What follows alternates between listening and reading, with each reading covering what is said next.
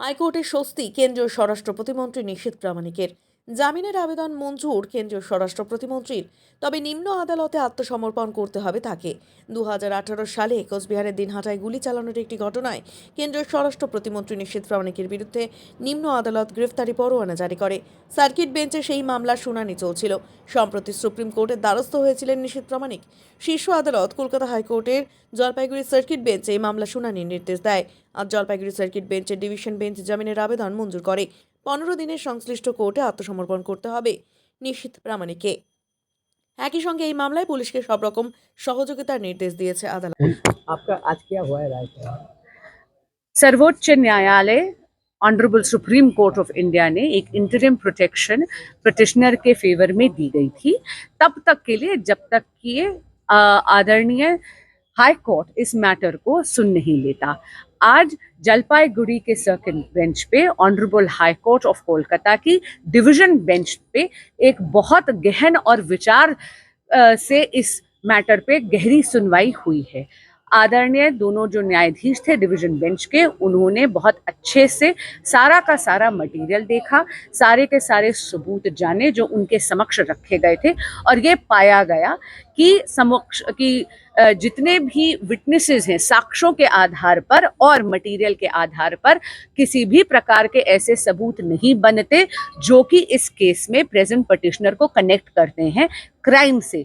ये एक politically motivated case है जहां पर कम से कम और पूरी तरह राजनीतिक गंध आ रही है, और इसी के चलते इन सब तथ्यों की समीक्षा करने के बाद आदरणीय हाईकोर्ट ने आज एंटीसिपेटरी बेल का ऑर्डर प्रेजेंट पिटिशनर के फेवर में ग्रांट करा है।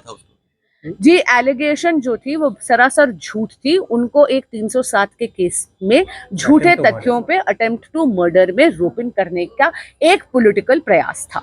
जी, डिवीजन बेंच ने ये कहा है कि इसमें उन्होंने भी अपने ऑर्डर में ये माना है कि इसमें एक किसी प्रकार का एक राजनीतिक रंग दिख रहा है, और इसीलिए पिटिशनर की गरिमा और उनकी खुद की डिग्निटी को मद्देनजर रखते हुए ये देख के कि पिछले 6 साल से किसी भी प्रकार से पिटिशनर को अरेस्ट करने का या समन करने का या तफ्तीश में बुलाने का कोई भी प्रयास के राज्य सरकार ने नहीं करा था, इन्वेस्टिगेटिंग एजेंसीज ने नहीं करा था, लेकिन अब अचानक से एक अरेस्ट वारंट जो पॉलिटिकली मोटिवेटेड है वो इशू करा गया था, इसलिए आज एंटीसिपेटरी बेल की प्रोटेक्शन दी गई है। 15 दिन बाद मैजिस्ट्रेट की कोर्ट के आगे अपियर होकर इसमें कंडीशंस लग जाएंगी। धन्यवाद। बाद वो लोग जी क्या जी अपियर करेंगे और वहां पर फिर कंडीशंस मैजिस्ट्रेट लगाएंगे। बंगला में मेरे कॉलीग राजीव मजुमदार जी बताएंगे। जी, मैं बांसुरी स्वराज हूँ, अधिवक्ता सुप्रीम कोर्ट। आज के निश्चित प्रामाणिकेर मैटरे honourable division bench high court Calcutta যে সার্কিট বেঞ্চ জলপাইগুড়ি আজকে হিয়ারিং হলো জাস্টিস সিআর দাস এবং জাস্টিস পার্থসারথী সেনের ডিভিশন বেঞ্চে, এবং সব অ্যাসপেক্টগুলো মাথায় রেখে কোর্ট এবং চার্জশিট যেহেতু ফাইল হয়ে গেছে এই কেসে, and there is remote connection with the present petition with the alleged crime, এইগুলো কনসিডার করে এবং ওনার সোশ্যাল স্ট্যাটাস কনসিডার করে ডিভিশন বেঞ্চ আজকে ওনার অ্যাডভান্স জামিন, যেটা আমরা অ্যান্টিসিপেটরি বেল বলি, সেটা অ্যালাউ করেছে এবং ওনাকে 15 দিনের ভেতরে ম্যাজিস্ট্রেট কোর্টে সারেন্ডার করে বেল বন্ডটা যে কন্ডিশনে ম্যাজিস্ট্রেট ওনাকে রিলিজ করবেন সেই কন্ডিশনগুলো ওনাকে নিতে হবে। অভিযোগটা কি ছিল?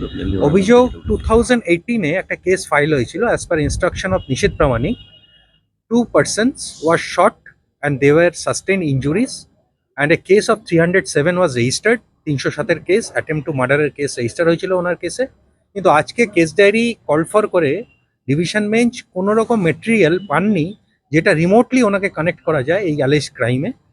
প্রসিকিউশন কেস ছিল, ওনার ইনস্ট্রাকশনে অ্যালেজ ইনসিডেন্ট হয়েছে, কিন্তু জাজেস finding that there are remote connection with the present petitioner with the alleged crime, on that ground the anticipatory bail has been granted. রাজনৈতিক ষড়যন্ত্র ছিল। হ্যাঁ, there is a court has smelled something regarding political vendetta regarding the present petitioner, and court also stated that regarding the position and status of the petitioner, as because he is not trying to abscond or neither he is going to avoid the process of law, সেই কন্ডিশনে ওনাকে আজকে division bench অগ্রিম জামিন দিয়েছে। নাম আর পরিচয়? Rajdeep Majumdar, high court Calcutta.